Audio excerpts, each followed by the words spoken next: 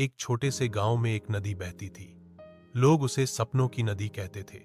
कहा जाता था कि अगर कोई अपना सपना उस नदी के पानी में फुसफुसाकर कहे तो नदी उसे किसी न किसी रूप में लौटा देती है। गांव की एक लड़की थी, काव्या।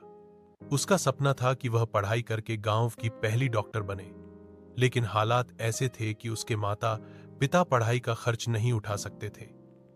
कई बार काव्या रोते रोते चुपके से नदी किनारे जाती और अपना सपना नदी में कह देती, मैं डॉक्टर बनना चाहती हूं। एक रात उसने देखा कि नदी का पानी चांदनी में चमक रहा है।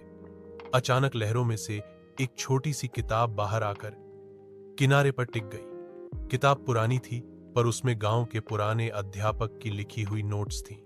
काव्या समझ गई कि यह कोई संयोग नहीं था। उसने उस किताब से पढ़ाई शुरू की। धीरे धीरे गांव के और लोग भी उसकी मेहनत देखकर मदद करने लगे।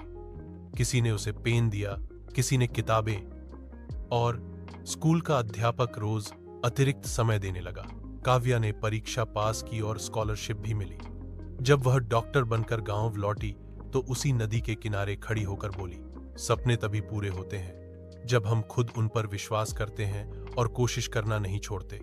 लोगों ने पहली बार महसूस किया कि सपनों की नदी केवल चमत्कार नहीं करती, बल्कि इंसान को मेहनत का रास्ता दिखाती है।